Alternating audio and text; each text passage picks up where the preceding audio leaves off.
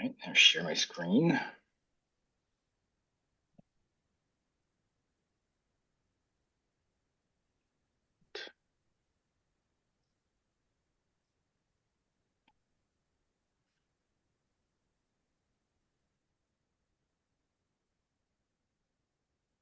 All right, are you hopefully I push present?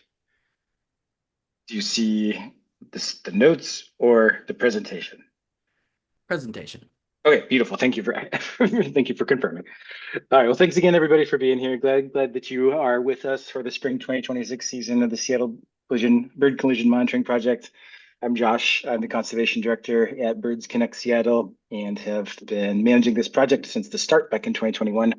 And it's been one of the most rewarding parts of my job over these last few years, and really grateful for all of you for being part of it.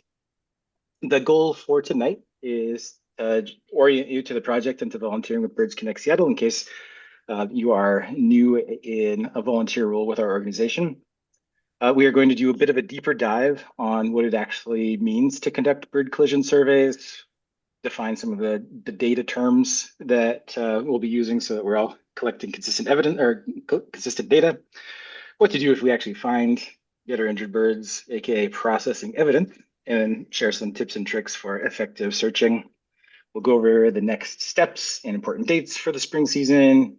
Then we will pause there for question and answer.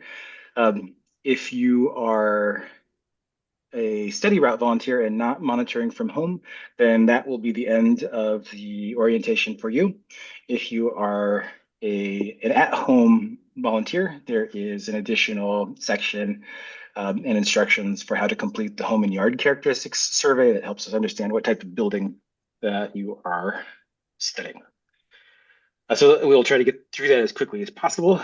But first, just want to recognize that this project really is only possible because of you. Um, Over the last 5 years, we've had more than 200 people help out on this project. They've donated more than 1,200 hours just scanning the ground for dead birds.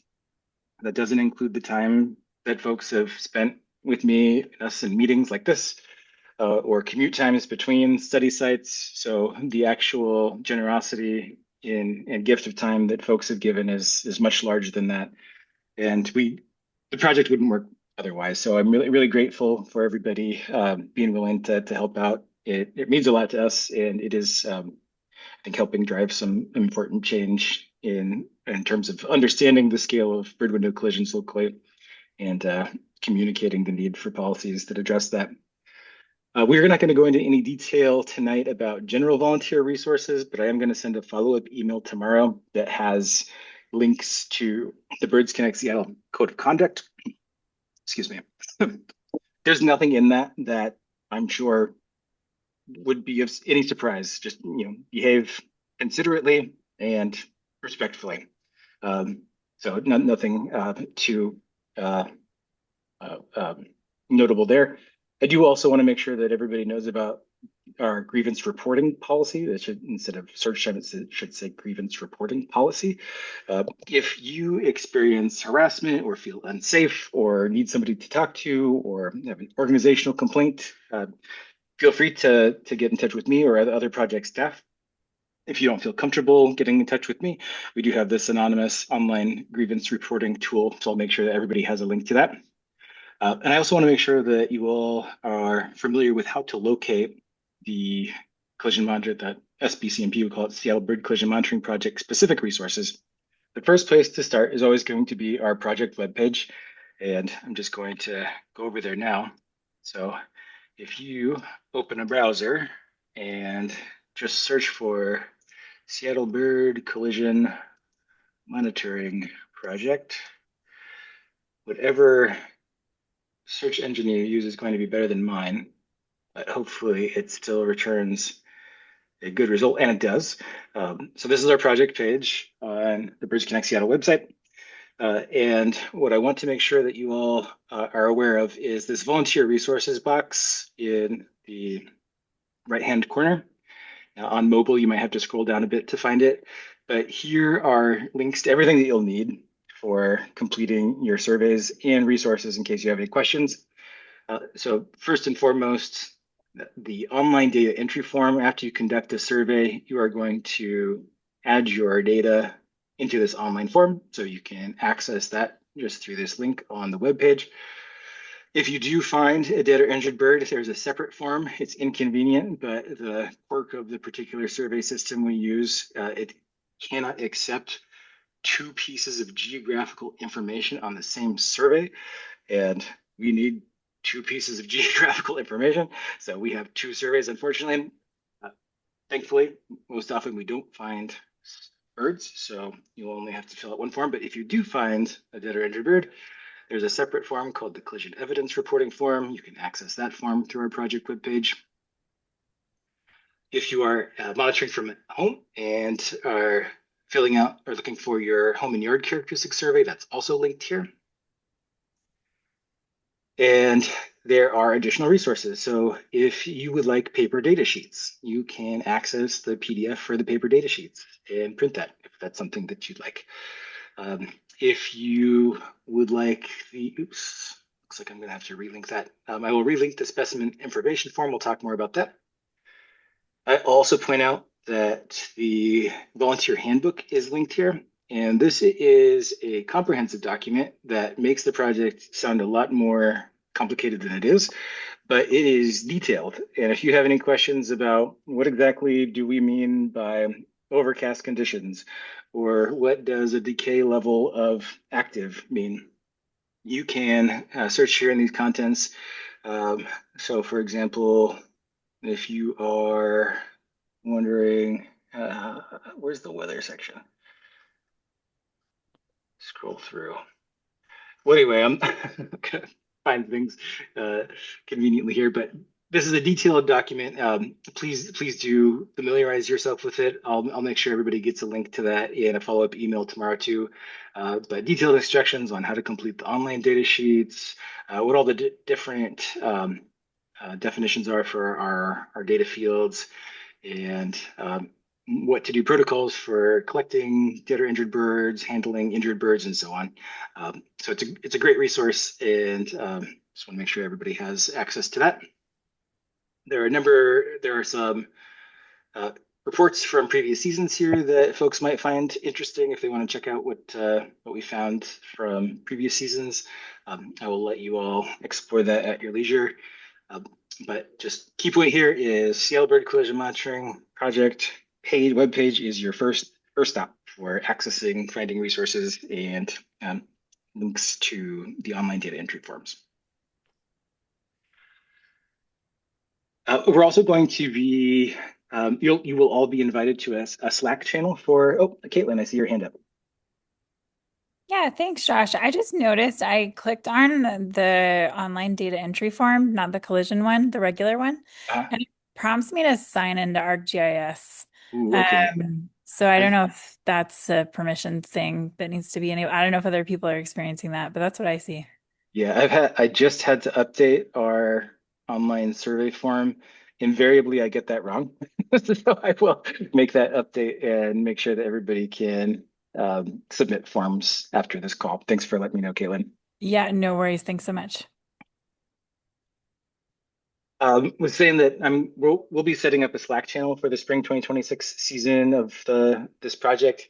For those who don't use Slack, it's a direct messaging app that is convenient and engaging and a good way for all of us to stay in touch. We are not often in the same place as we're working on this project together, but it's nice to share what we're finding so other people can see what's going on out there, and just kind of have a sense of community as we are working on this from different places throughout the season. This is optional. You do not have to join Slack if that's not something that you're interested in, but you will be invited, and keep an eye out for that. And then, of course, project staff, great resources, great resource for everybody. Feel free to get in touch with me, email. Everybody will have my cell phone number and voicemail. So I try to be as responsive as possible while we're running seasons, but text is always a good way if you need something quickly from me. Talked about the volunteer handbook. So just to, again, an overview of what we're trying to do with this collision monitoring project. The big goal, understanding preventing bird window collisions in our area. Our objectives beneath that, we are documenting evidence of bird window collisions. We're using that documentation to explore the patterns and characteristics of collisions. How does it vary spatially or seasonally? What are the correlates of collision risk? Is it related to tree canopy or proximity to water? Those kinds of things. We are also engaging community in conservation science, data collection, and advocacy. It is our hope, and it is has actualized that a lot of the people who have participated in the collision monitoring project have also been some of our best advocates for bird safe building policies around town.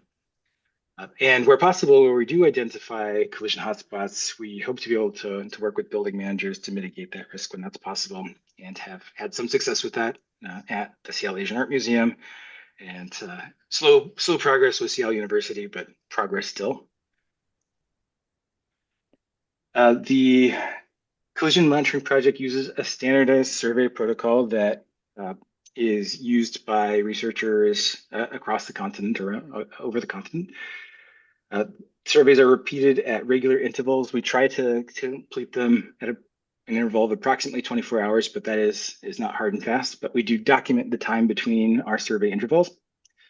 Zeros are included in the data, and that just means that we are documenting when we don't find collisions as well as when we do, and that helps us estimate frequency and overall estimates of collision fatality events over specific periods of time. Those types of estimates wouldn't be possible if it was just opportunistic data that was collected only when collisions were detected. And we are also working to estimate unavoidable sources of bias in the data. The two big pieces of bias are scavenger removal. We try to repeat these surveys frequently enough to minimize the bias from scavenger removal, but scavenger removal still happens.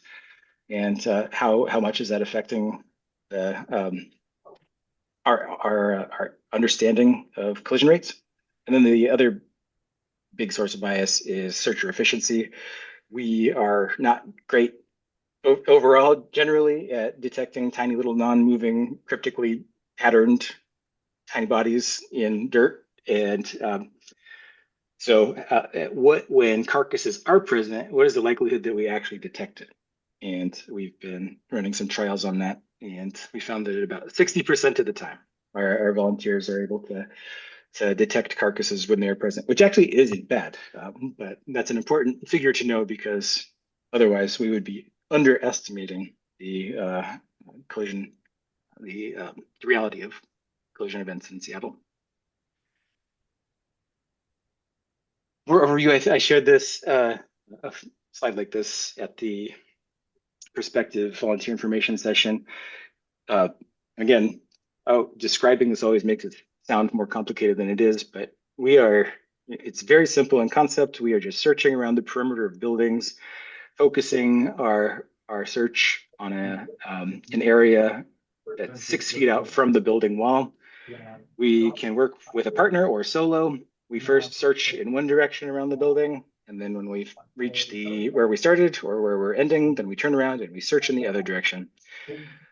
So making 2 passes around the buildings is really important for changing perspective and ensuring that we are maximizing our searcher efficiency as much as possible. And it really is fascinating to see how that little change in perspective can show you things that you overlooked on the first pass. If you are monitoring from home and you have a multi-story building, and it's totally okay to have a multi-story search area. If you just define that as around the base of your building on the lower story, for example, and then the portion above where there's a balcony. So defining that is up to you. You just let us know in the building and yard characteristics survey. Details. So these are all of the bits of data that you will all be collecting. Just wanted to name them all here and share briefly why we're collecting them. So surveyor names, that just helps us know who's doing their surveys. And it is possible that there are some super surveyors among you who are inordinately good at spotting dead birds. And if we didn't keep track of your names, then it might look like we have a season where there's a really high spike in bird window collisions, and we might not have been able to know that it was just because Jennifer participated and she was great at finding dead birds and was skewing the data. So keeping track of who's doing the surveys helps us control for differing abilities and acuities in searcher efficiency. Date and time, of course, this is a temporal exploration of bird window collisions, and there are seasonal patterns to it, so that's important for us to know. Time is an interesting one. We still don't know the best time, really, to be out searching for dead or injured birds, and we have done surveys basically across all daylight hours, and there are some hours that it looks like are more optimum for detecting birds, and um, there's a spike in the early morning and in the afternoon. So uh, that just is a bit of helpful data that might help us optimize programs further down the line.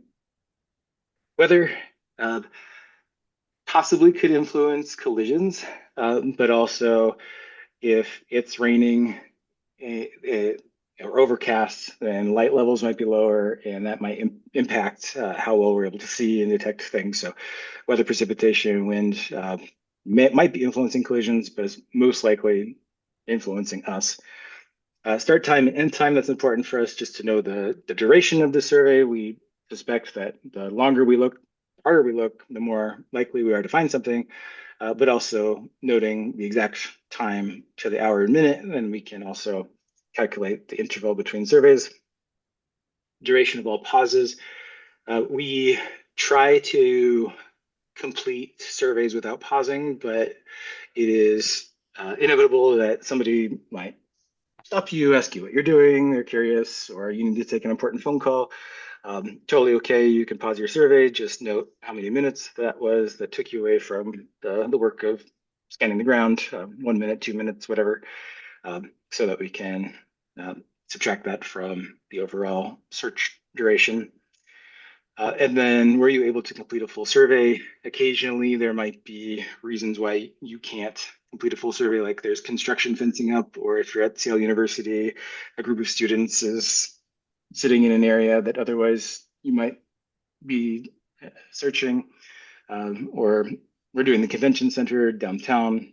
Possible there's large groups of people that are present in the space that is limiting our ability to fully search around the building, and keeping track of that so that we can just know whether or not we're fully searching the area that we expected to search.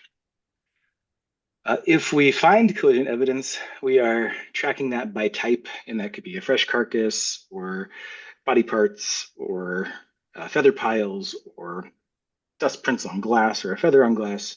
And that is helps us keep track of the disposition of the bird. Did it die?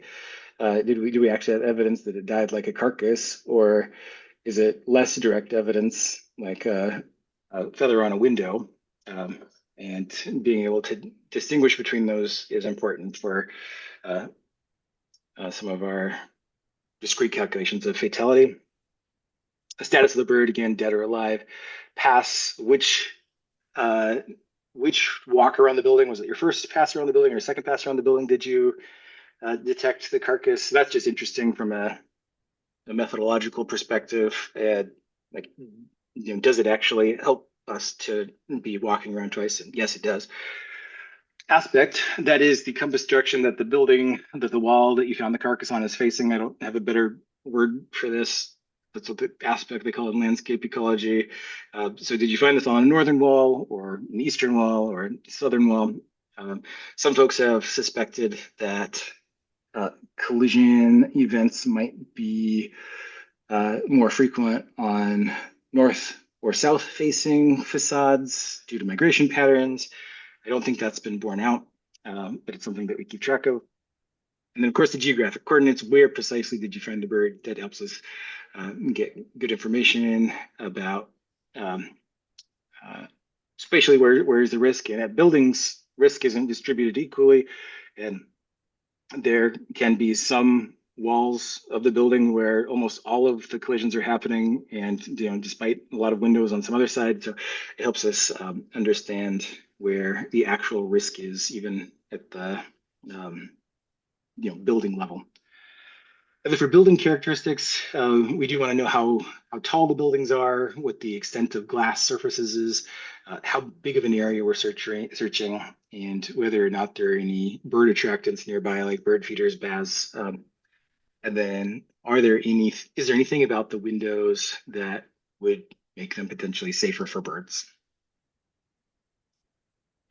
So here's what the data form looks like. If you're a steady route volunteer, you'll all get a kit with a bunch of these data sheets in it.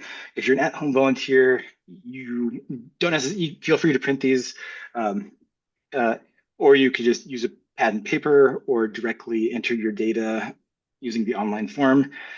The data that we're asking folks to collect is pretty simple: your name, your partner's name if you've got one, the date, the building you're surveying or the address of the building that you're surveying, the weather conditions, start time, end time, the length of all pauses, were you able to complete a full survey, and did you find evidence?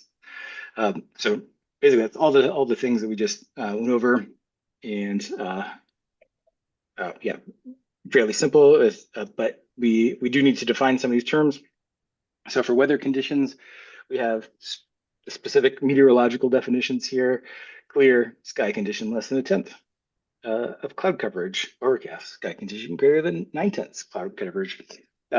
Obviously, we aren't asking you to calculate the precise percentage of cloud coverage on the day you're out surveying. And I'm sure you all have a fairly intuitive feel for this. But if these are the general guidelines, and the specific categories that we're keeping track of: so clear, partly cloudy, overcast, and fog. Wind, we also have 4 categories: calm, light, moderate, and strong. If you had lit a fire, smoke would rise vertically. Light, on most days in Seattle, we've got light wind. You feel it on your face, leaves are rustling, but there's not much more than that. Moderate wind, small branches in the trees might be blowing around. If you were to drop your data sheets, they might blow away from you. And then strong, please actually don't monitor in strong wind. This is when it might be dangerous to be outside. It's not happened since we've been running this project. But yeah, so if the wind is strong, the power lines are whistling, and you can't use your umbrella, please stay home. Precipitation. This one, it may be frustrating to some. We have a lot of words for rain in Seattle, but the definition here is singular. Anytime there is liquid water dropping from the sky, that's rain. Even just, and note that it can change throughout your survey. Just note what was happening at the beginning of your survey. Snow, unlikely, maybe. Ice crystals, hail or sleet, possible. Lumps of balls or lumps of ice falling from the sky. So those are our weather conditions. Any questions on that? Or I'll stop and look at, there's a chat. For geocoordinates, are you asking for GPS level detail or just general observations? Yes, we are asking for precise coordinates, as precise as possible.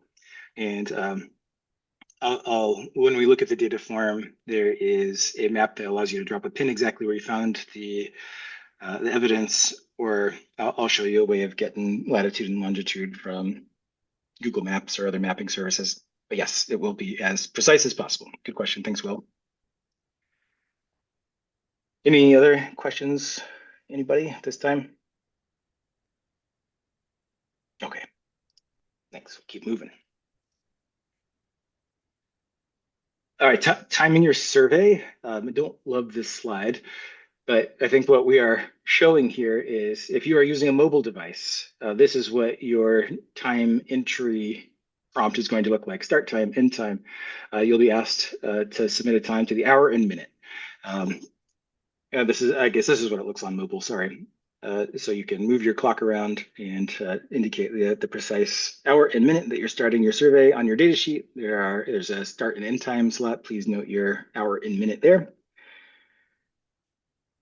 And remembering to note your start time is the important first step, and that's why we've put that slide ahead of this. It does happen frequently that folks forget to note their times, and that makes some of the subsequent calculations and interval determinations a little bit harder to calculate. So please do note your start time. So when you arrive at your study building, if you're on a route, or when you're ready to get started at your home, you will have defined, or you will know, the stop points around the building.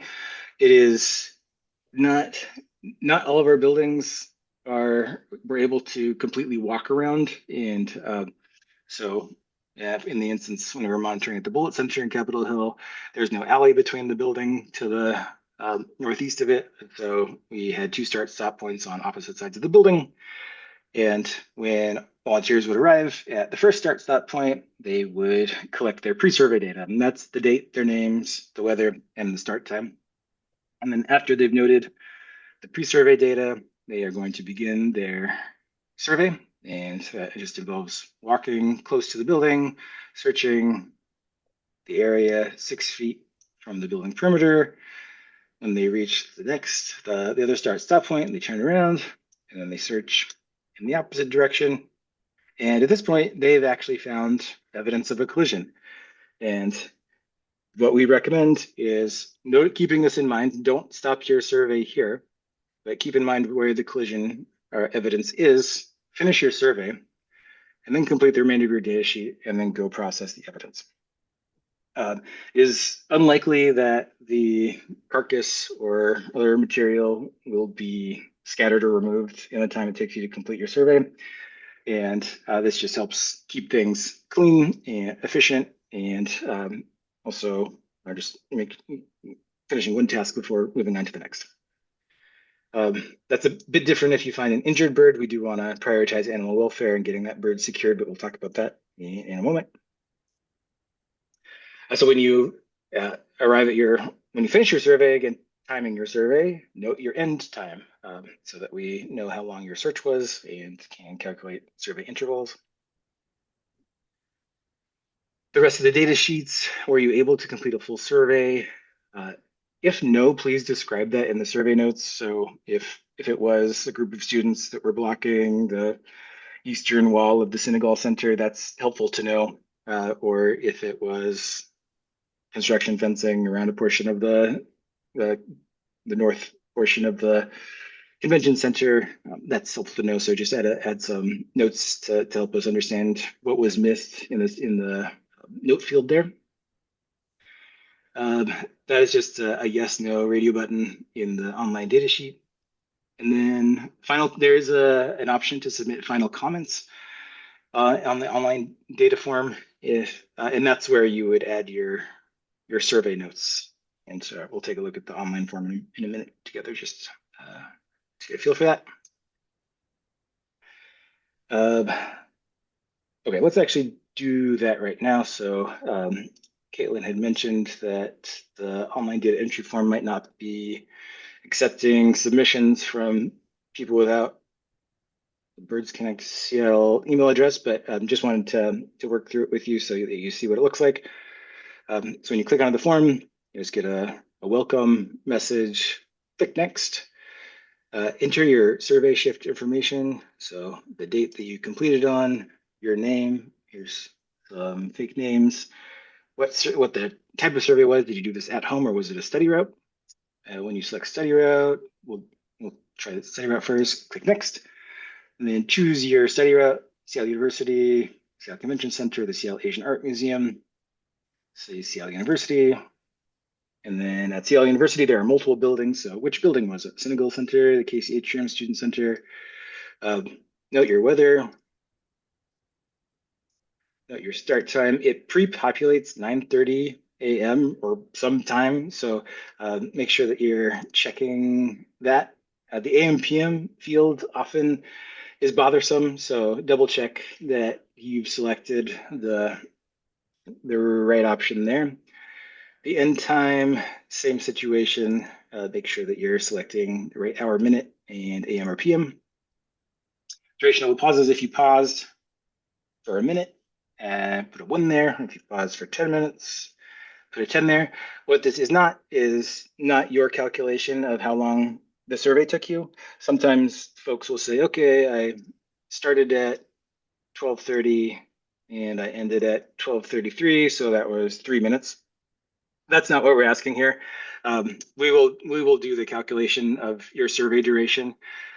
This is only if you paused at all, if you were taken away from the task of searching for birds. Were you able to complete a full survey? Yes or no? Yes is the most likely answer. And did you find any evidence of collisions? Yes or no? No is the most likely answer. And I did not. Per survey contains 1 error. What did I do wrong? Oh, so if you did not pause, it does require 0. And then final comments. So that's what a typical survey form is going to look like. If you do find a dead bird, then you'll be prompted to ask how many collision incidents does the evidence suggest. So sometimes we might find a carcass and a feather on a window, and that could mean 1 collision or 2 collisions, depending on how it's arranged. So you'll use your best judgment and say, well, that was probably just 1 collision. And then you will use this link to move on to, I'm going to fix this, and we'll look at a live one coming up. But this is where it gets a little bit worky, and unfortunately, we can't just have a single form to accept submissions for both survey level details and collision evidence. We will take a look at that in a minute. But assuming that we have properly filled out our collision evidence reporting form, we will hit next. And then it asks you, did you actually submit a collision evidence form? And then it gives you another opportunity to click to that form. We'll say, yes, we did it. And then here we are at our final comments, and then we can submit from there. You are able to submit multiple responses for Seattle University in particular. You'll have 3 forms to submit per survey or per survey shift that you do. So just go ahead and click that here button to get back to the original page. All right, I'll go back to our survey and our presentation, and we will look at documenting collision evidence, and then look at that proper form in just a second. So the data that is helpful to collect for collision evidence is noted on this specimen form. That's the date, the time, the species, if you know it. There's no requirement to know it. Cause of death, if we find a carcass or some other bird part within 6 feet of a building and there's not some obvious other source of injury or mortality, we, for the sake of this project, assume window collision. So if you find it within 6 feet, assume window collision. If it's further out than that, you might leave that blank. If you can determine the sex of the bird, you can note that on this form too. Decay level, fresh, active, or dry remains. That helps us understand how long the carcass has been at the site. Collect the address, latitude, longitude information, building aspect, north, south, east, west, whatever. On which path did you first detect the specimen, and then your contact information. In the field kits that study route volunteers will receive, we have these cards printed out, and it helps you remember the information that the online form is going to ask you to submit. But also, if you collect the specimen and intend to donate it to the Burke Museum, for example, for their ornithology collection, they require this type of data as well. It makes it more scientifically valuable to their collection. And so making sure that this data moves along with the specimen, if you do donate it to the Burke Museum, you can just include this specimen card with the carcass when you donate it.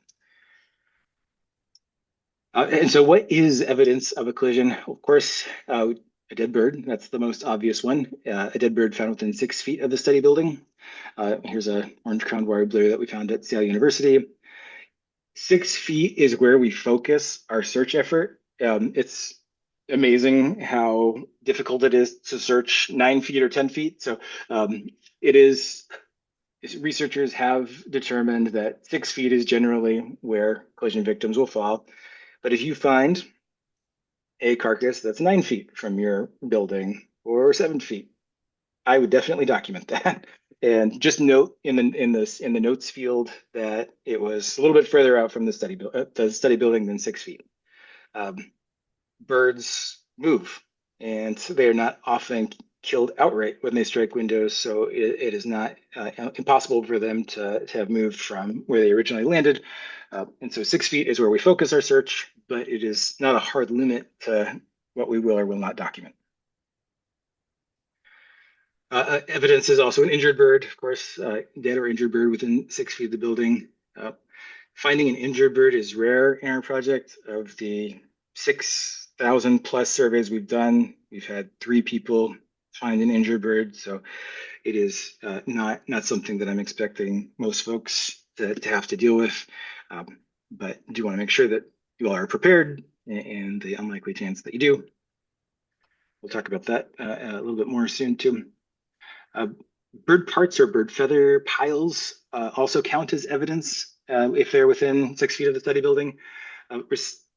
This number, 4 or more primaries or 10 or more body feathers, this is somewhat arbitrary and has changed during our project and among other projects around the country. What we recognize is that scavengers remove carcasses and sometimes leave behind body parts and feather piles.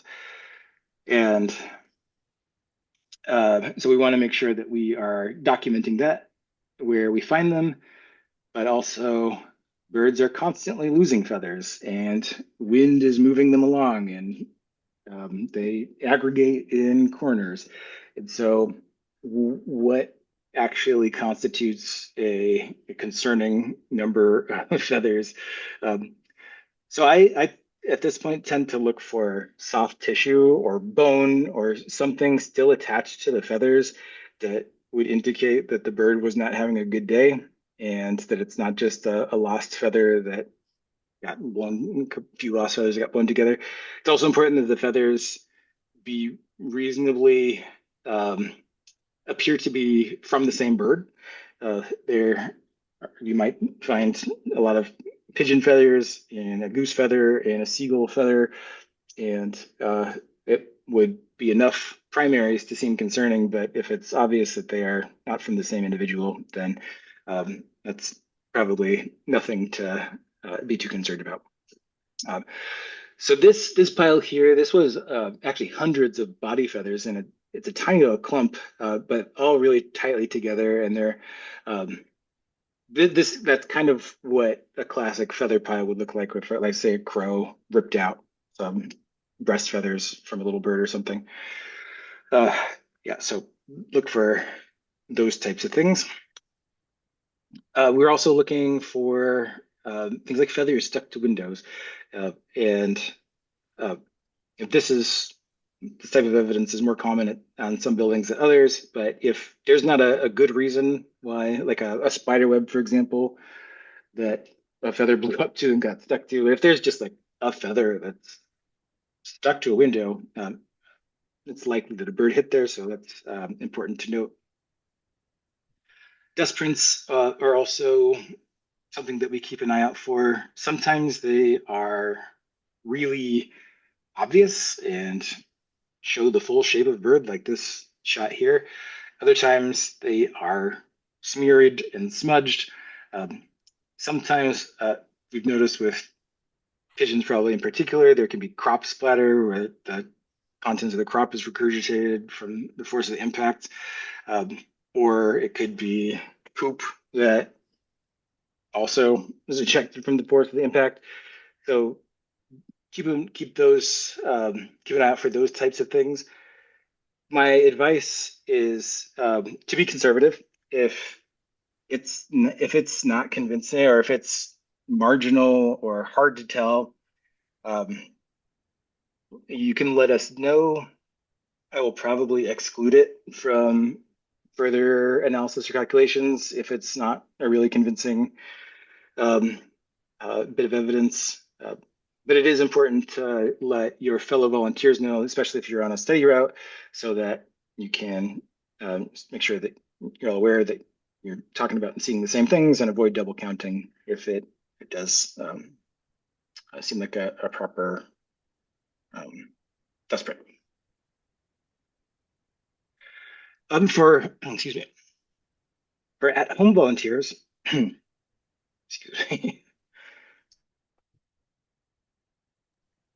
for at-home volunteers, where you actually have a chance to observe your study building for many, many hours a day because you live there. Some people see or hear birds strike their windows, not necessarily while they are conducting their surveys, but just throughout the day they might hear a thud or see a bird strike their window. If that happens, keep a note of it and report it on the next survey that you do. So if you haven't done a survey for that day, you might find that's a convenient time to go out and do your first survey, your survey for the day. If you've already done your survey that day, just note it on the survey for the previous day and add a notes field that the time about that the general time that you observed the event. And then what do we just to actually show you what some collisions look like? Collision events are, sorry, okay. We're not talking about like glancing blows. A lot of people have bird feeders up and maybe they're close to the windows and the bird might fly into it a little bit before flying off in the right direction. That's not what we are concerned about. What we're concerned about are collision events that occur with force and where it's obvious that the bird was not aware that the window was a barrier. So for example, here's a robin. We're gonna try again. There's a robin, flies into that window, appears to be unharmed, but it made a big thud. Here, play this again. A Cooper's hawk scares a pileated woodpecker off a bird feeder and got the pileated flying at high speed into that window. And here we have a bird flying high speed into a window. So if it is a glancing blow or glancing strike low speed off a bird feeder, that's not necessarily what we are interested in documenting, but rather those high speed and potentially injurious or fatal events. All right, back to the presentation. Documenting collision evidence. I mentioned a few things that we want to know: date, time, cause of death. We've gone over this. The specimen ID form will be linked on our project page. Here it is again. The decay level is something that we asked for, and again, this is interesting because it might give us some idea into how long the carcass was present at the site. So if we find a bird that is in fresh condition, it probably happened relatively recently, and a fresh carcass looks like the bird could just be asleep. There's no apparent physical signs of decomposition. There's little release of fluids. There might be some insect activity where they're looking for eggs, but we're not going to be seeing any larvae or anything like that. Collisions are traumatic events and can cause bleeding. And so there may be some bleeding, but typically we're not going to be seeing like putrescent liquid release, which we would in active decay. This is when maggot and insect activity is at its peak and tissues are liquefying. You might see some internal organs. It's spring. We're going to definitely have some insect activity and likely some maggots. But decay is a process, and at the end of active decay, the insect activity might be largely over, but you'll still see some soft tissue present somewhere on the carcass. And dry remains, this is just feathers and bones, so no soft tissue left. And obviously, if we find feathers and bones around a study building and we just started our surveys, then we are likely going to suspect this collision didn't happen in the 24 hours preceding the study period. So we might exclude that from if we're calculating collision frequency at a building, for example. Collision location, got the good question from Will about how precise we want to be, as precise as possible. And if you are using, or if you have access to Google Maps or some other mapping application, I'm on a desktop right now. So what I can just do is, well, I'm going to scroll over to, this is Volunteer Park in Capitol Hill. This is one of our study buildings, the Seattle Asian Art Museum. We only survey along this back portion of the building where the glass is. And most of our collision events happen in this area, or did happen in this area. And I can right click and I can get the exact latitude and longitude directly from Google Maps. If you are on a mobile device, you can just press and long hold. If you just press on the specific spot that you want the coordinates for and hold your finger there for a moment, the coordinates will appear that way. And then you can just copy that down onto your data sheet or your specimen information form. Alternatively, our online data entry form, let me go back. Thanks for bearing with me. Collision evidence reporting form. This is going to be the active one. I get it all set up. And when you are filling out this form, some dummy data here, say study route. You'll be able to drop a pin precisely where you found the specimen, and you can use these controls over here to zoom in, or if you're on a desktop, you can use control and your zoom wheel. So I'm gonna zoom over to Volunteer Park again. Here's the Seattle Asian Art Museum. It defaults to this particular illustrative view of the area. You can change the base map by clicking on these squares up in the upper right corner, and you can get imagery, I believe. That's not imagery. Oh, it's up here. Imagery, here we go. And so if that's a more helpful way to visualize things, come on. No, it's not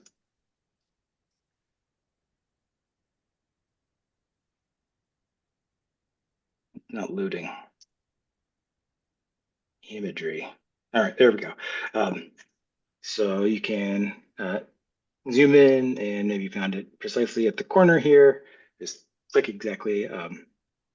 I would recommend not just using your phone's geo positioner information. That they're decent, but sometimes the resolution is 20 meters or something, and that's actually pretty significant. Could be a significant error, and so do try to locate with this pin as precisely as possible. All right, and then next up, handling birds. I'm going to send you links to some videos about safely putting on gloves, but how to take off gloves so that you don't contaminate your skin with a potentially contaminated, dirty glove. Just being cautious here. I'm also going to share a video of bird carcass collection. The way we do it is just invert a plastic Ziploc bag, grab the bird, reinvert it, seal it up. That way, no hands are involved at all. Just the bird touches the plastic bag, and that's it. We again are not collecting carcasses anymore for this project. We used to ask our volunteers to collect the carcasses so that we could confirm ID and donate to the either the Snoqualmie tribe or to the Burke Museum. We no longer have storage at our new office to accept carcasses, so we will not be asking volunteers specifically to collect carcasses. That is up to you if you want to do that on your own. To document collision evidence, we need some good photographs, and the types and number of photographs we need depends on the type of evidence. So if you've got a carcass, we need 4 shots: an establishing shot that shows where the carcass is in relation to the building, a lateral shot of the side, a dorsal shot back, and a ventral shot of the belly. If it's a bird parts and feathers, again, we do like an establishing shot where the evidence was in relation to the building. And specifically for feathers or wings, a shot of the upper surface and a shot of the lower surface. So flip the feathers over. Sometimes patterning is different on upper and lower surfaces. That helps us have some information about different field marks to help us ID things. And then for other evidence like dust prints or a feather on a window, an establishing shot is always helpful, and then a close shot as close as possible. Sometimes it's not possible to get very close, but we do the best we can. These are sort of the minimum that we ask for. It never hurts to take extras. The online form only allows you to upload 4 photos, but you can always email me extra photos or just have them handy in case there are questions throughout the season. So here's a few examples. Again, that orange-crowned warbler we saw earlier. Here's the establishing shot. It shows where it was in relation to the window. If I was doing this over, I would have stepped a lot further back. And if it was not possible to see the carcass from that distance, I would probably step 20 feet back or something. Now, I would put my clipboard or something visible next to the carcass so that I could say, okay, you can't see the carcass, but it was directly next to the clipboard in the photo. Those wider shots are helpful for getting more precise information about the location of the event. Ventral shot, you'll notice there's a pencil next to the carcass. That is for scale. Study route volunteers will have rulers in your field kits. So it'd be better to use a ruler. I didn't have my ruler that day. So something that has a standard size that can help us clue us into the size of the bird is helpful to have in the frame. So I've got a ventral shot of the belly, dorsal shot of the back, more or less, and a shot of the side.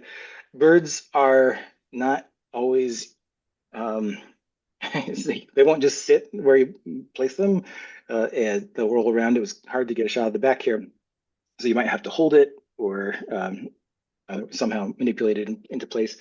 But getting these different angles helps us see as many field marks as possible, patterning and colors on the breast and belly and under surfaces, and patterns on the back and the tail, bill length and eye ring if possible. So that's all of these different field marks would help us confirm ID from photo. If for bird parts, here's a better example of an establishing shot like I was talking about. Wouldn't have necessarily been possible to recognize this little blip as a bird wing, but we put the ruler in a paper bag next to it, and that helps us know that that's where the evidence was. And then here we have a shot of the upper surface and a shot of the lower surface, and you can see some of the different differences there that would help us identify this. Here's an example for a dust print. This was the Tequila light rail station. It was really high up there. So this establishing shot again might even be helpful to be further back, a wider shot, and then this close-up shows more of the detail. For some of these buildings, people were taking photos through binoculars. It's not always easy to get these types of shots, especially if the lighting isn't right. And then here's a feather pile. You don't have to pick up every feather and turn it over and get shots of upper and lower surfaces here. In this case, maybe just a couple of shots. And then we do want to remove evidence from this study area. So um, in cases where you find feather piles, unfortunately, it takes quite a bit of time. There could be hundreds of tiny little feathers scattered all over the ground. That doesn't necessarily happen a lot, but we do want to try to remove it as much as possible from the study area so that the surveyors coming through the next day don't double count it. If you are at home, that's also probably just good practice. Just move it, I don't know, 50 feet away from the study building. So it's unlikely that a scavenger brings it back. Photographing other evidence, some considerations. So especially if around study buildings and you've got a dust print on a window, don't take a photograph if it's going to look creepy. If there are students inside the building and you're aiming your camera at them, please respect building occupant privacy. And again, too, with dust prints, if it's possible to hold a ruler up to it and take a photo, that's great. And we understand though that that's not always going to be possible. And if it was something like a feather stuck to a window and you were able to reach it, that's great if you can remove it so that we avoid double counting. At the very least, we do want to communicate to other surveyors on our route about the evidence so that they're aware of it and aren't double counting it. Just a general note too that. Oh, Joshua. Oh yes, please. Sorry, I have a question. So, if we do find this body print or wing print on a window, and we can reach it, would you want us to wipe it off? Yeah. Yes, yeah, please. And that's something that I do too on the pre-season route cleanup. So the day before the season begins, I go out to all the study buildings and I clean up every single feather and I wipe off as many dust prints as I can. And yeah, so we are trying to document when collision events are appearing. So we want to be reasonably certain that, if something shows up in the interval between the last survey and your survey, that it happened, like that wasn't just left over from previous times. So yes, if you can remove it, that'd be great. And then just a general note to make sure that we are checking birds for bands. It hasn't happened on any of our surveys, but Cooper's hawks are particularly collision prone, and we've got some researchers in the area who banned a lot of the Cooper's hawks, so it's possible that we could find a banded Cooper's hawk, for example. And bands are most often around a bird's leg, as in this example stuck here. But if it's a bigger bird like a goose, it could also be around the neck. The bird banding lab is still active, and it's easy to submit those reports, and there's more information in the volunteer manual, and you'll have some more information in your field kit too. And then, so if you are moving between study buildings, so again, say you're at Seattle University and you're moving from the science building to the Casey Atrium, and you find a dead bird in between those two buildings, that does not count as collision evidence for our study. It could count as collision evidence for other studies like here at eBird, but we would not document that on the Seattle Bird Collision Monitoring Project form, but we would want to make note of it and submit a report on eBird, which is an opportunistic reporting platform for dead or injured birds. For injured birds, different from dead birds, we would pause our survey to try to take care of these guys. We want to minimize stress and contact, so don't try to get a dorsal shot or a ventral shot. At best, an establishing shot, but you don't even necessarily need to do that. We want to try to contain the bird as quickly as possible and move it to safety. But again, unless you are handled and experienced, we are not asking you to handle injured raptors. if you do come across an injured Cooper's hawk or owl or other thing with sharp bill and long talons, we're going to call Seattle Animal Control to try to arrange care. But we are not asking you to put yourself at risk. So again, to help injured birds, pause your survey, take no more than one establishing shot. Make a plan as you prepare to secure the bird. So look at where it is in relation to building. It'll try to flush probably if it's mobile and not stunned. So think about, is there a corner you can try to drive it into? And in your study or your field kits, you'll have some large claws that you might try to throw over the bird so that you blind it and calm it down. Once you get the bird secured, we have bags or boxes. Our closest wildlife rehabber is still paused. They are in Snohomish now. That's quite a bit of a trek, and not possible for all of us to make.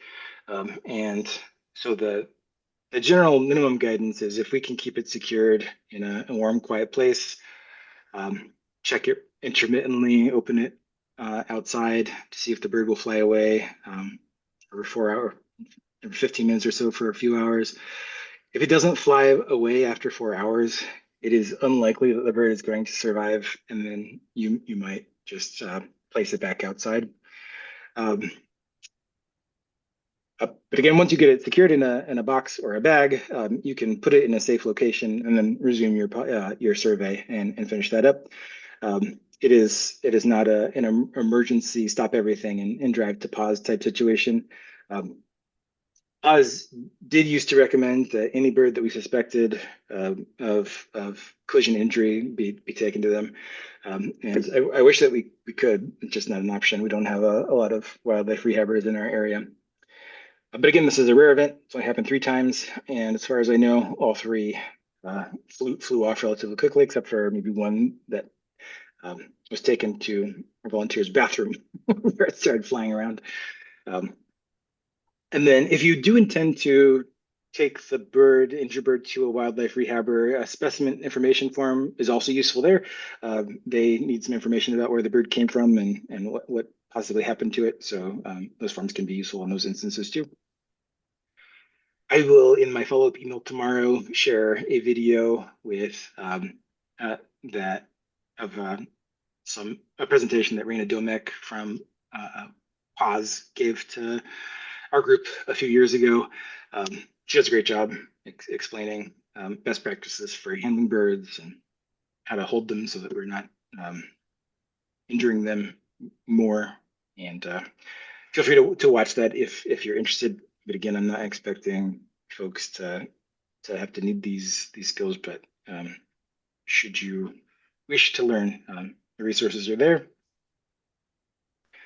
The materials that we need: pen, pencil, data sheets, phone, plastic bags to remove evidence, ruler or reference object, gloves or some other barrier to avoid handling carcasses directly with bare hands, a box, a paper bag, some clips for securing injured birds, hand sanitizer, a trekking pole or a stick might be helpful, especially around study buildings that have vegetation or landscaping.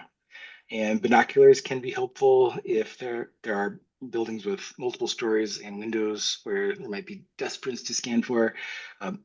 Thinking about the convention center, binoculars might be helpful there. But neither of these things are required. Just might be helpful. Some tips and tricks as you are searching. Your pace should be about like you're looking for a lost set of keys. So this is pretty slow and deliberate looking. And I think that it helps to visualize a dead bird as you're looking. Like, imagine the smallest, hardest to see. Like, I always try to think about an Anna's hummingbird. What would that look like if there was an Anna's hummingbird carcass? And then imagine seeing that everywhere. And then that kind of forces you to slow down and look hard and inspect things, and just kind of create a search image in your head. Sift through vegetation. Not all of our buildings have a lot of vegetation around them. Some do, and that complicates things a lot. And yeah, just getting low, bending down, squatting, getting a different perspective, sifting through, looking on top of, within the vegetation. The birds are very light. They might land on top of or crawl beneath. So do consider the vegetation and the added complexity that adds to searches. Yeah, and then investigate everything. If it looks a little bit off, there might be something there. So here's just that little slick dark speck was actually an Anna's hummingbird carcass, and it got rained on and wet slicked, and it doesn't really look like much.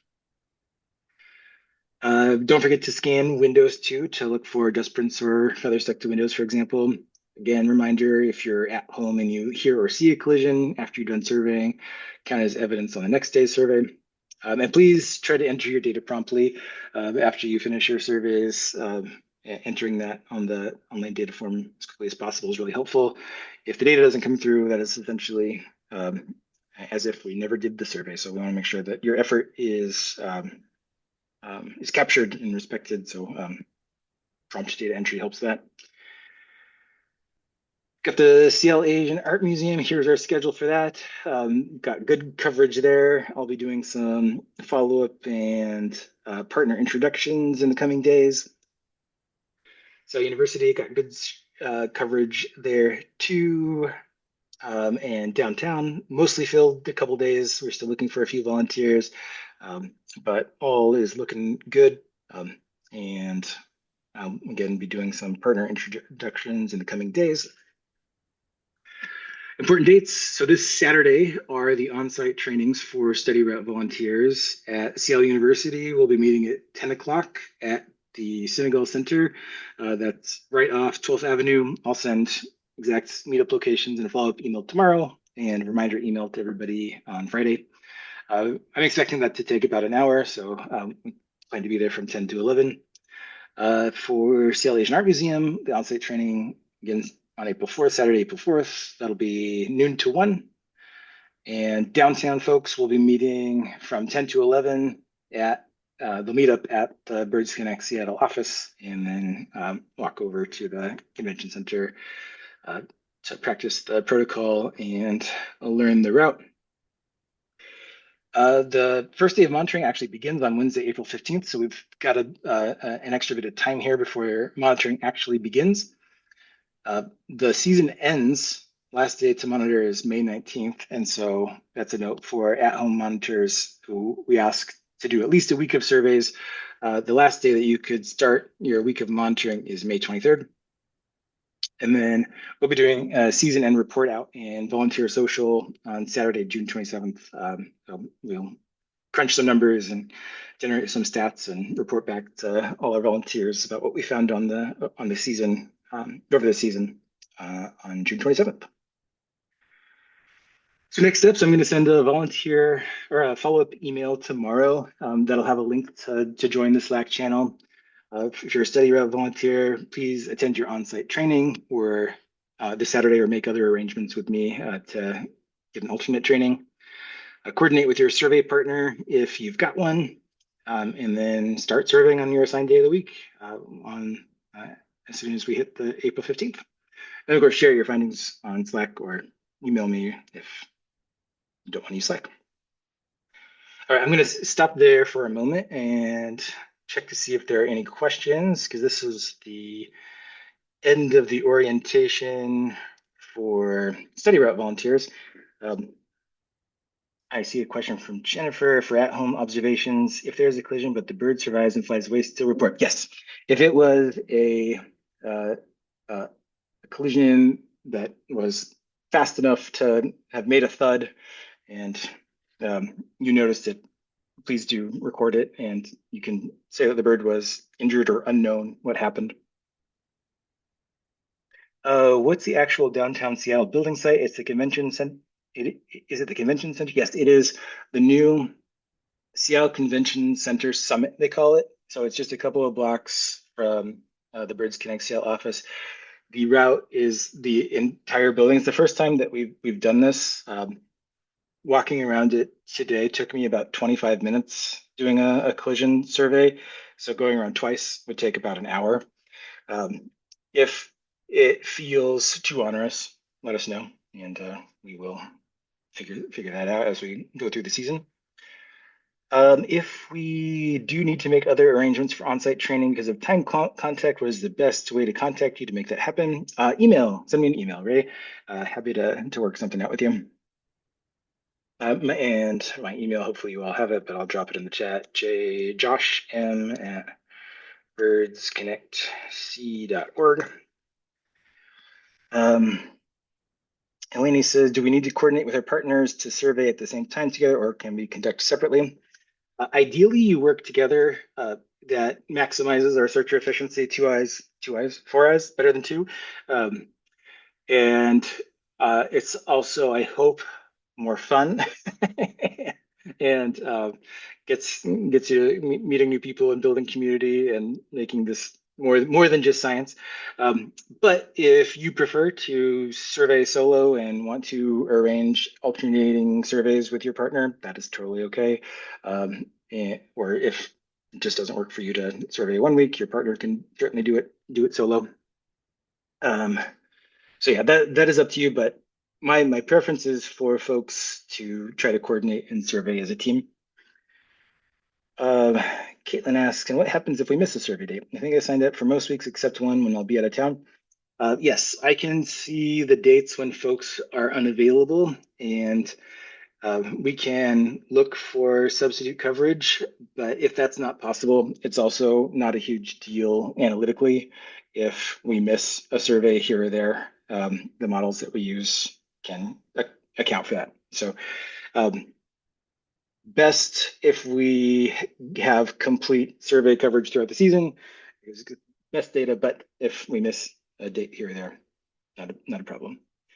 And Josh, I see your hand up. Yeah, thanks, man. Appreciate the presentation. So this might be a little pedantic, but as a at-home surveyor, so I live in a townhouse where I can get about 3/4 of my perimeter, but then the other quarter is attached to the next neighbor. And just there's three or four others. Do you really want us to stick to our particular home and just do as much as we can, or try to get the fourth side of it if it's our neighbor's backyard or whatever it is, or just part of their house? Yeah, I mean, that's up to you. Okay.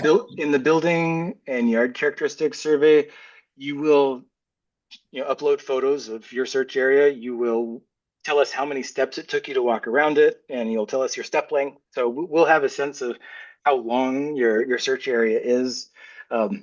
So the exact area doesn't matter as long as it is documented and described accurately.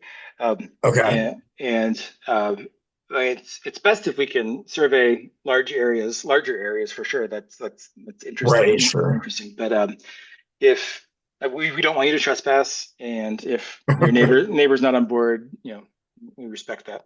So Okay, sounds good.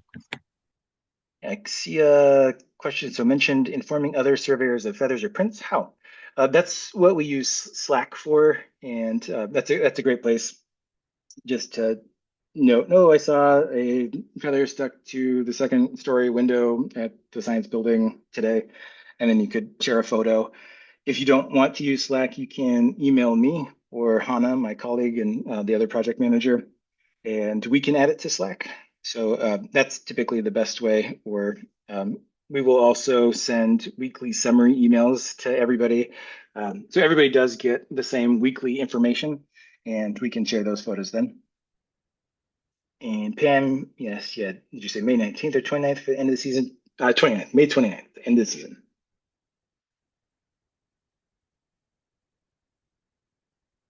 All right, anything else from study route folks before we move on to the next bit for at-home folks?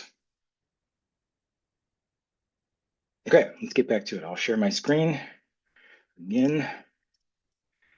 And so the last bit for at-home folks, this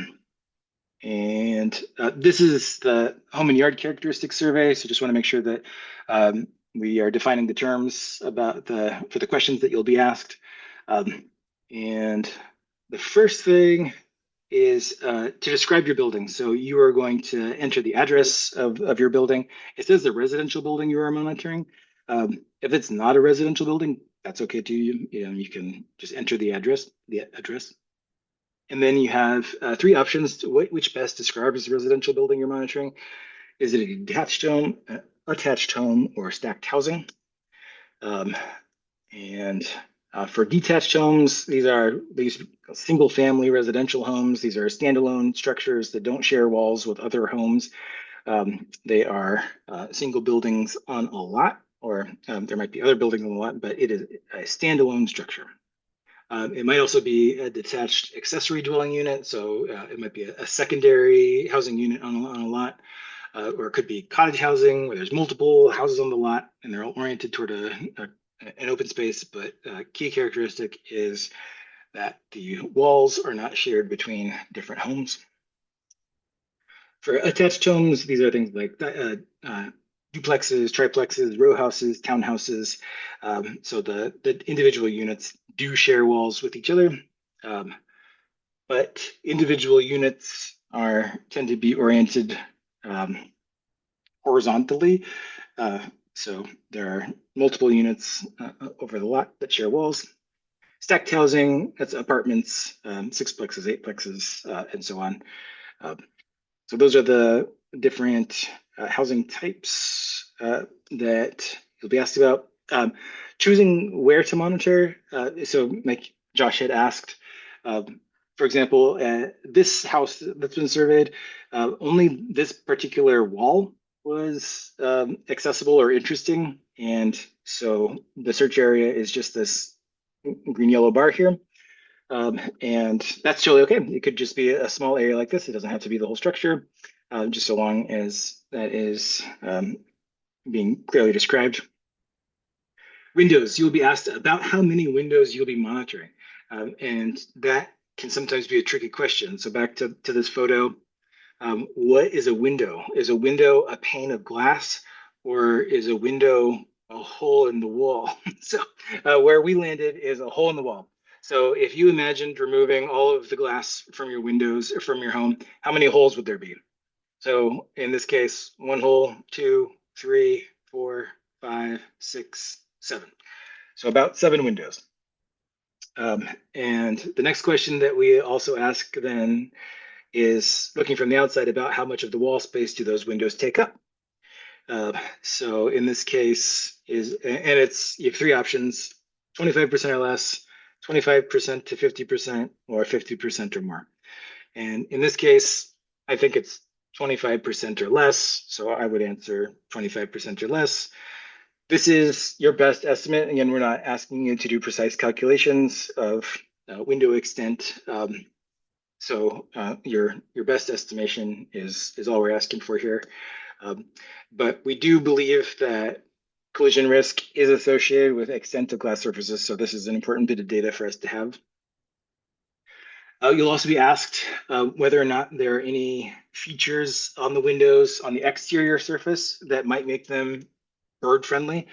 There are specific products that you might have up, like Ecopian bird savers or feather friendly dots or collision deterrent decals. If any of those are on the exterior surface of your window, you would note that here. And you'll be asked to describe what proportion of your windows are treated with these bird-friendly features, and then asked to describe what the features are. You'll also be asked if there's anything about the inside of the windows that might make them bird-friendly, like for example, permanently drawn blinds, shades, curtains, or decals or markings on the inside surface of the windows. Some folks have thought that blinds or markings on the inside surface could reduce collision risk. I think we're finding that it's less effective than markings on the outside, but this is also something that we want to know. I mentioned bird attractants. If you have any feeders or baths within 30 feet of your search area, we'll ask you to note that. And just as a mental note, 30 feet is about 2 cars parked end to end. So keep that in mind as you're scanning around. It might not be your bird feeder, but it might be your neighbor's bird feeder. Monitoring distance, we'll ask you to walk your search area and count how many steps it takes you. And then we will ask you to measure your stride length so that we have an estimate of how long your search area is. To measure your stride length, just take a normal step and get a a tape measure and measure the distance. If you aren't able to do that or don't submit that data, we'll just use average stride length. I can't remember what the number is, but we will add a number in for you. And then make sure that you choose a study period too. So again, the minimum requirement for at-home monitoring is 7 consecutive days, and we call that your study period. The last day that you can start your 7-day study period, like we mentioned, is May 23rd. Make sure that you can complete at least 1 survey a day during your study period. You are not limited to just a week. If you want to do a longer study period, that's great. And that's more useful, in fact. And the study periods don't have to be consecutive. If you want to do a study period at the beginning and then a study period at the end, totally fine. If you want to make your initial or your study period 8 days or 9 days or 12 days, that's totally okay. So do not feel limited to just a week, but please do try to do just at least a week. And then as for the study route volunteers, your next steps, you'll be invited to join the Slack channel. The building and yard characteristic survey is live on the website, but I'll send a link tomorrow in the follow-up email. You'll monitor for bird window collisions for at least 7 days during your study period, and do love to have our at-home volunteers sharing what they're finding on Slack too. That's interesting for folks to see. And I do want to just work through the survey or walk through it with you real quick before we end, so you get a sense of what that's asking for. So first, there's a participation agreement at the start. Because you're sharing your address with us, and I just want to make sure that you know that we're not selling that or using that for anything other than these analytical purposes. When we are presenting results, they are in aggregate, and there's no personally identifiable information shared. And so we just ask that you either agree to that, and if that doesn't sound good to you, then totally okay, but this might not be the right fit. Please share your contact information, your email address. I'll enter some dummy data at email.com. Best phone number to reach you at in case we have questions. You'll enter the address of your residential building. This auto populates and makes suggestions. So I'm going to add the address for Birds Connexia 616 Olive Way. And here it is. I do recommend waiting for the address suggestion to appear here and then selecting that. That helps create a consistent format for the addresses that get submitted. It's not a big deal if you enter it your own way, don't wait for it, but that is helpful on the back end. So mention which best describes residential building. Is it a detached home, stack housing? Say it's a detached home, and then you get more specifically which type of detached home on a lot, accessory dwelling unit, cottage housing, etc. So let's say it's just a single family home. About how many above ground stories are in your building. Only count basement levels if they have above ground windows. So in the case of the house we were looking at earlier, there was just one above ground window or one above ground story. About how many windows will you be monitoring? We had said that was 7. Looking out from the outside, about how much wall space does that take up? About 25% or less. Is there anything about the outside surface of the windows you monitor that will make them bird friendly? Yes. Oops. In that case, there was insect screens. There's insect screens on about half of the surface area of the windows. Insect screens are great bird window collision deterrents. Insect screens, I'd say 50%. And then is there anything on the inside surface of the windows that you monitor that make them bird friendly? Say yes. Permanently drawn blinds. And then it's about 75%. So bird feeders, baths. Do you have any bird feeders, baths? If you say yes, you'll be asked how many? If you say no, we'll not be asking anything further. Do you have any bird baths? Again, if you say yes, how many? No, you can move on to the next.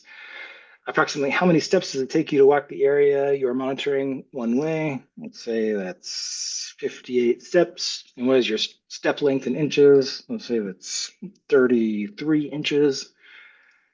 And then you have the opportunity to submit photographs of all the different walls of your search area. Yeah, you can upload up to 6. You don't have to upload 6. But these are also helpful for understanding the context of the buildings, and so I do encourage you to share photos. Those are helpful to us as we're doing some of the analysis. But that is it. You have a chance to share anything else that you'd like, and then just push submit. One potentially frustrating thing with these surveys is that users aren't able to edit their responses themselves. So if you do believe you made a mistake, just send me an email and I can check and make updates. But unfortunately, that's just a limitation of the software that we're using. But that is it for the home and yard characteristic surveys, and I'll stop there and open it up for questions again. Any questions on filling out that home and yard survey? One question, Josh. Sorry, I should have raised my hand. So just a definitional question on insect screen. So like I have a sliding glass door. I'm on a basement.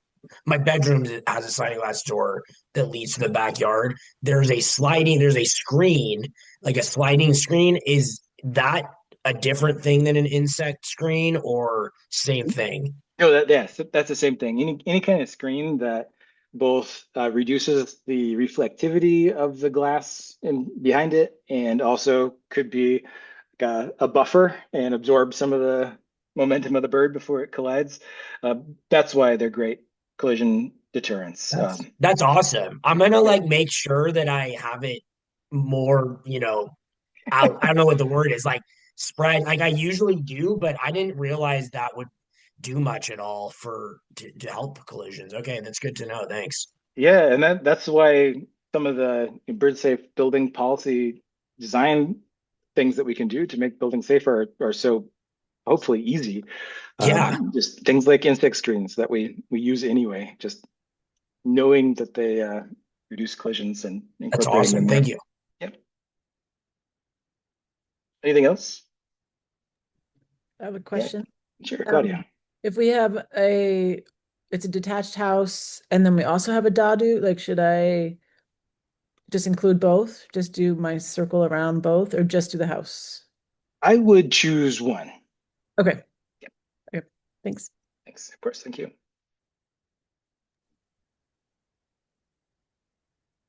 Anything else? And Jennifer. Josh, yes, I had a quick question. Having a little hummingbird feeder attached to a window or to your house, that's considered a bird feeder? Yes. So report that. Okay. Yes. Yep. And hummingbirds are prone to collisions. Typically, hummingbird feeders are kept close to windows, which is actually good. You want bird feeders within about 3 feet of your windows. And so if you all have bird feeders and they're further than 3 feet, bring them closer. Okay. Hey Josh, I've got some basement windows that are kind of halfway submerged. So I don't know if that's accounting for a collision site or Probably not. I would say no. Typically birds are flitting around at tree level, Yeah, and so yeah. yeah, I would not count those. Okay, thank you. Another thing that I will recommend is just doing a practice survey. So before the season starts, just go out and practice. And I always see the survey length at the start of the season is much, much higher than the survey length or the search duration than at the end of the season. And people just become more comfortable in the protocol and with their skill and what they're doing. just getting familiar with it.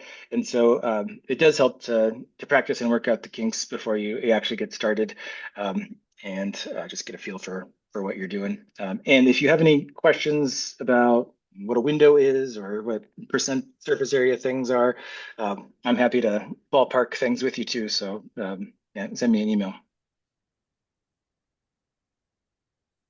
All right, it is 8:32. Oh my gosh. Okay.